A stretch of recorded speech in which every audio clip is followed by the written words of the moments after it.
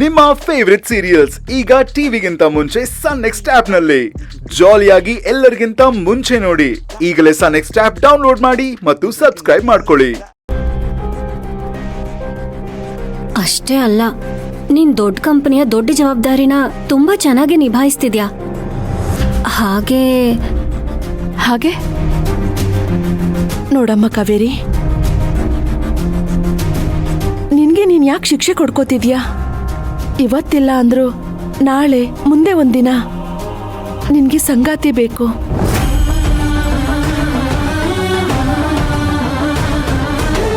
ಒಂದ್ ಕುಟುಂಬ ಬೇಕು. ಹಾಗಂತ ಅನ್ನಿಸ್ಬಹುದಲ್ವಾ? ನೀನ್ ಯಾಕೆ ಅದ್ರ ಬಗ್ಗೆ ಯೋಚನೆ ಮಾಡಬಾರ್ದು? ಇಲ್ಲ ಅಮ್ಮ, ದಯವಿಟ್ಟು ವಿಷಯ ಮತ್ತೆ ಮತ್ತೆ ಮಾತಾಡ್ಬೇಡ. ನನಗಿದ್ರಲ್ಲಿ ಯಾವುದೇ ರೀತಿ ಇಂಟ್ರೆಸ್ಟ್ ಇಲ್ಲ. ದಯವಿಟ್ಟು ನನ್ನನ್ನ ನನ್ನ ಪಾಡಿಗಿರೋದಕ್ಕೆ ಬಿಟ್ಬಿಡು.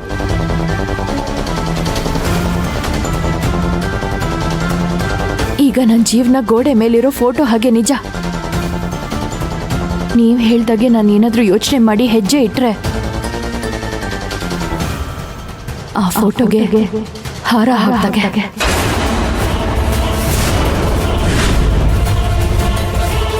ಕಾವೇರಿ, ಅಮ್ಮ,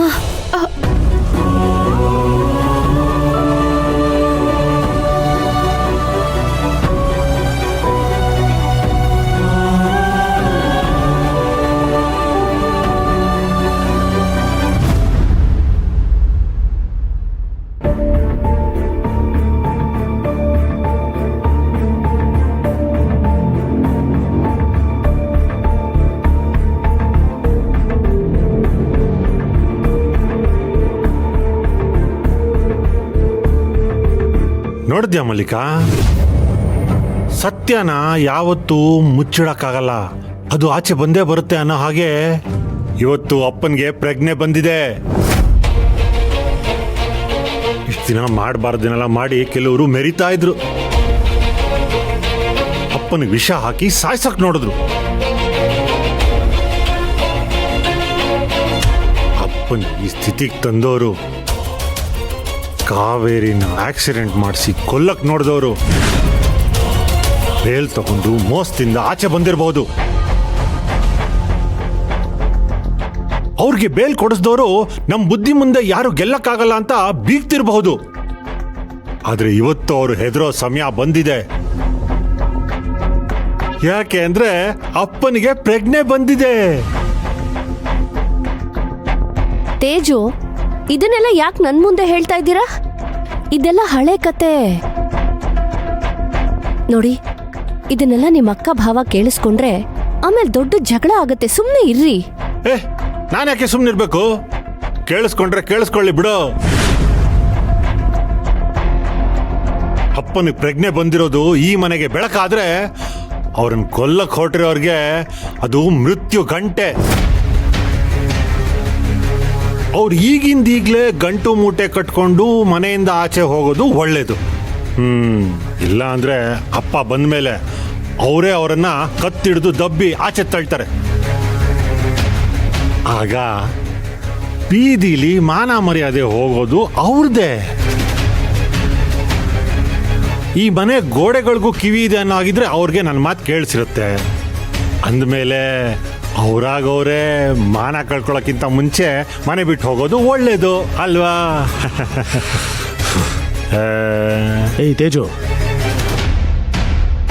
ಜಾಸ್ತಿ ಮಾತಾಡ್ತಾ ಇದೆಯಾ? ಯಾರ ಬಗ್ಗೆನೋ ನೀನು ಮಾತಾಡ್ತಾ ಇರೋದು? ತಪ್ಪು ಮಾಡಿದವ್ರಿಗೆ ಚುರುಕು ಮುಟ್ಟಿದೆ, ಅದಕ್ಕೆ ಈ ಥರ ಕಿರ್ಚಾಡ್ತಾ ಇದ್ದಾರೆ. ಅರ್ಥ ಮಾಡ್ಕೊಳ್ಳೋ ಶಕ್ತಿ ಇರೋರಿಗೆ ವಿಷಯ ಮುಟ್ಟಿದೆ ಅಂತ ಅನ್ಕೋತೀನಿ.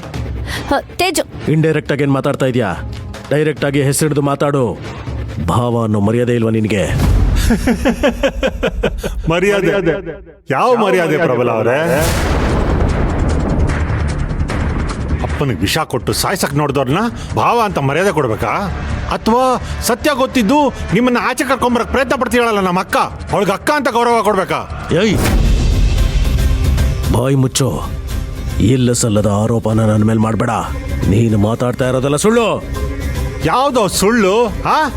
ಬಿಡಕ್ಕೈ, ಮೋಸದಿಂದ ಸತ್ಯನ ಸುಳ್ಳು ಮಾಡಕ್ ಹೋದ್ರೆ ಅದು ಸುಳ್ಳಾಗೋದಿಲ್ಲ. ಅಪ್ಪನಿಗೆ ಪ್ರಜ್ಞೆ ಬಂದಿದೆ, ಸತ್ಯ ಏನು ಅಂತ ಅವರೇ ಹೇಳ್ತಾರೆ. ಅಂಡ್ ಒನ್ ಮೋರ್ ಥಿಂಗ್, ನನ್ನ ಪ್ರಕಾರ ಅಪ್ಪನಿಗೆ ವಿಷ ಕೊಟ್ಟವರು ಭಾವ ಆದ್ರೇನು ಅಕ್ಕ ಆದ್ರೇನು, ಸಾಕ್ಷಿ ನಾಶ ಮಾಡೋರು ಯಾರೇ ಆದ್ರೂ ಈ ತೇಜು ಅವ್ರನ್ನ ಕ್ಷಮಿಸೋದೇ ಇಲ್ಲ. ನಾನ್ ಸುಮ್ಮನೆ ಇದ್ರು ನ್ಯಾಯ ನೀತಿ ಧರ್ಮ ಅಂತ ಬದುಕ್ತಿರೋ ನಮ್ಮಪ್ಪ ಸುಮ್ಮನಿರ್ತಾರೆ ಅಂತ ಅನ್ಕೊಂಡಿದ್ಯಾ? ಚಾನ್ಸೇ ಇಲ್ಲ. ಅವ್ರು ಬರಕ್ಕಿಂತ ಮುಂಚೆ ನೀವೇ ಹೋದ್ರೆ ನಿಮ್ಗೆ ಮರ್ಯಾದೆ.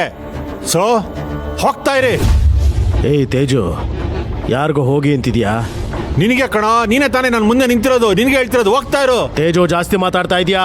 ನಾನ್ ಜಾಸ್ತಿ ಮಾತಾಡ್ತಿದ್ದೀನ? ನಿಂದಾಗ್ಲೇ ಲಿಮಿಟ್ ಕ್ರಾಸ್ ಆಗಿದೆ. ಲಿಮಿಟ್ ಕ್ರಾಸ್ ಆಗಿರೋದು ನಿಂದು ಕಣ. ಏನ ಮಾತು? ಹೋಗ್ತಾ ಇರು. ಜಾಸ್ತಿ ಮಾತಾಡ್ತಾ ಇದೀಯಾ? ತೇಜು ಪ್ಲೀಸ್, ಪ್ರಬಲ ಸುಮ್ಮನೆ ಇರಿ.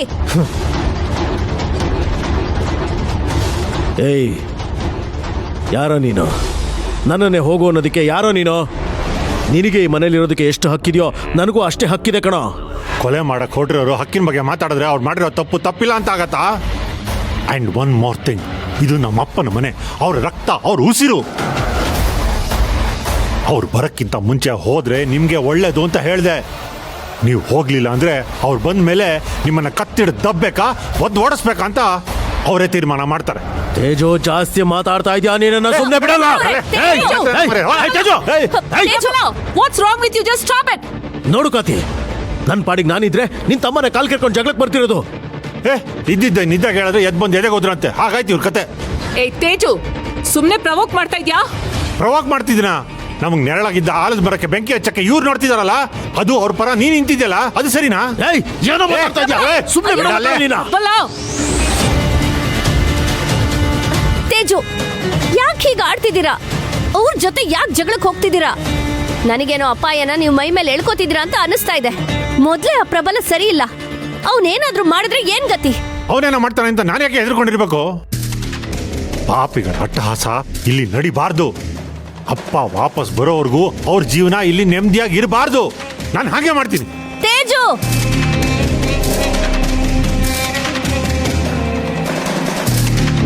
ಇವರು ಕೋಲೆ ಬಸವನ್ ತರ ತಲೆ ಅಲ್ಲಾಡಿಸ್ತಿದ್ರು, ಈಗ ನೋಡಿದ್ರೆ ಗೂಳಿ ತರ ಆಡ್ತಿದ್ದಾರೆ. ಆದ್ರೆ ಇವ್ರು ಜಗಳ ಆಡ್ತಿರೋದು ವಿಷ ಸರ್ಪಗಳ ಜೊತೆ ಅಂತ ಇವ್ರಿಗೆ ಅರ್ಥ ಆಗ್ತಿಲ್ವೇ? ಏನ್ ಮಾಡ್ಲಿ? ಕಾತಿ, ಬಿಡು ನನ್ನ ಕೈನ.